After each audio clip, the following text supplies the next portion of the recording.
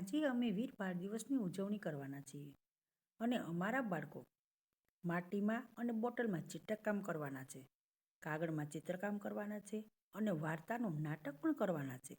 તો વાર્તાનું નામ છે દીકરીની ઘરે જવા દે. તો અમારા વિડીયો પર બન્યા રહેશો, જોવાનું ભૂલતા નહીં હો.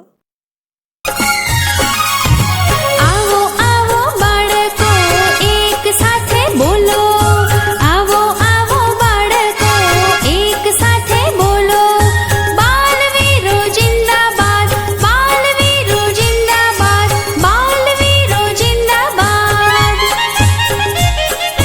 નાના નાના બાળકોની નાની નાની ફોજ, 1 2 3 4 ગણતા કરતા મોજ. નાના નાના બાળકોની નાની નાની ફોજ, 1 2 3 4 ગણતા કરતા મોજ, 1 2 3 4 ગણતા કરતા મોજ, 1 2 3 4 ગણતા કરતા મોજ.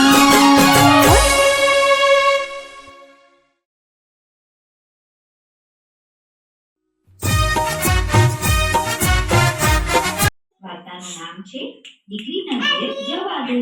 બાળ દોસ્તો, તમે જોયું લાકડીના ટેકે કોણ જાય છે? ડોશીમા. હા, બા એટલે કે ડોશીમા ક્યાં જતા હશે? ચાલો એમને જ આપણે પૂછીએ. માજી, ઓ માજી, અરે માજી, ક્યાં જાવ છો? ભઈલા, દીકરીના ઘેર જાઉં છું, એની ખબર કાઢવા. ભલે ભલે, સાચવીને જાજો હો. રસ્તામાં જંગલ આવે છે, સમજી ગયા ને? હા ભઈલા. જોયું બાળકો, માજી ડગુ મગુ કરતા ચાલ્યા લાકડીના ટેકે ટેકે. લો, ત્યાં તો આવ્યું જંગલ. હવે જંગલ ચાલુ થયું. હવે પ્રાણીઓનો અવાજ પણ આવે છે. અરે, તો વાઘનો છે. અચાનક વાઘનો અવાજ સંભળાયો અને ત્યાં તો વાઘે ત્રાડ પાડી. નક્કી આજે તો ડોશીમાના રામ રમી જશે. લ્યો, જોઈ લો, ડોશીમા સામે વાઘ આવીને ઊભો છે. હવે ડોશી ક્યાં જશે?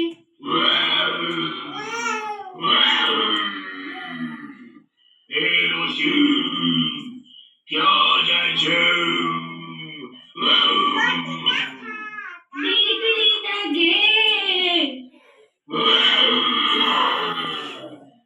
ડોશી, દીકરીના ઘેર. મારે તને ખાવી છે. ડોશી, હું તને ખાઉં? દીકરીને ઘેર જવા દે, એમ ચોળા ખાવા દે, તાજી માજી ખાવા દે, પછી મને કાજે. સારું,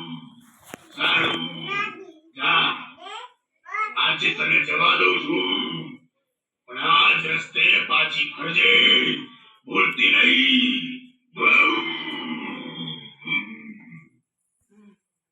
અરે, વાઘ તો જતો રહ્યો. પાછા ડોશીમાં ધીરે ધીરે આગળ ચાલવા લાગ્યા. ત્યાં તો અવાજ આવ્યો. એ ડોશી, ક્યાં જાય છે? આ તો વરુનો અવાજ છે. નક્કી આ વરુ જ છે અને આ ડોશીમાને નહીં જ છોડે. એ ડોશી, ક્યાં જાય છે? દીકરીના ઘેર. ડોશી, તને હું ખાઉં? દીકરીના ઘેર જવા દે, એ થોડા ખાવા દે, તાજી ભાજી ખાવા દે, પછી મને ખાજે.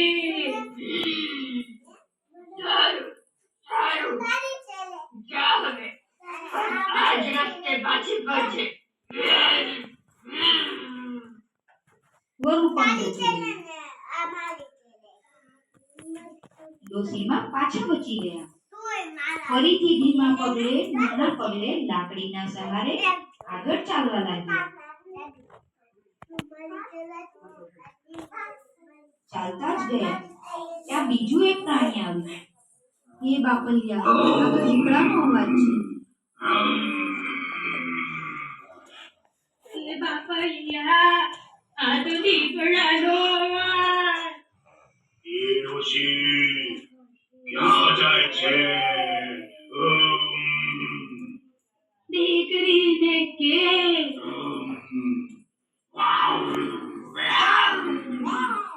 ડોશી, ડોશી, તને હું ખાઉં.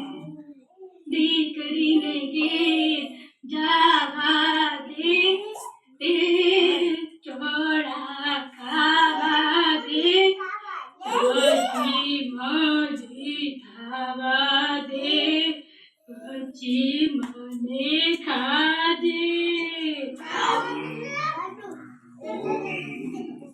તાજી માજી થઈને પાછી આવી.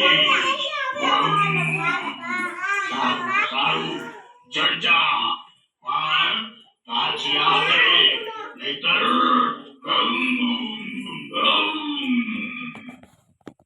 દીપડો પણ ગયો. ડોશીમાં પાછા બચી ગયા. જંગલ પૂરું થઈ ગયું. ડોશીમાં નસીબદાર હતા. જેમ તેમ કરી દીકરીના ઘેર પહોંચી ગયા. દીકરી બાને જોઈને એકદમ રાજી રાજી થઈ ગઈ અને બોલી, બા, તારા માટે શું ખાવાનું બનાવું? બેટા, બાને જોઈને એકદમ રાજી રાજી થઈ ગઈ અને બોલી, બા, તારા માટે શું ખાવાનું બનાવું? બેટા, પેલે ચોળા બના. ડોશી રોજ સારું સારું ખાય છે તોય દુબળી ને દુબળી જ રહી છે. બસ હવે રોજ સારું સારું. તેને તો ચિંતા બેઠી. પેલે ચોળા બના. ડોશી રોજ સારું સારું ખાય છે તોય દુબળી ને દુબળી જ રહી છે. તેને તો ચિંતા બેઠી. એક દિવસ દીકરીએ ચિંતાનું કારણ ડોશીએ પેલા જંગલની વાત કરી. એ સાંભળીને દીકરી કે, માં, ચિંતા ના કર. હું તને ભંગોટિયામાં બેસાડી ધક્કો મારીશ એટલે તું ઘેર પહોંચી જઈશ. તને વાઘ, વરુ કે દીપડો કશું જ નહીં કરે. અરે વાહ! આ વાત સાંભળી ડોશી રાજી રાજી થઈ ગઈ. દીકરી ભંગોટિયું લઈ આવી. માજીને ધીરે રહી લઈ આવી. માજીને ધીરે રહીને અંદર બેસાડી. દીકરીએ તેને હળવેકથી ધક્કો માર્યો એટલે ભંગોટિયું તો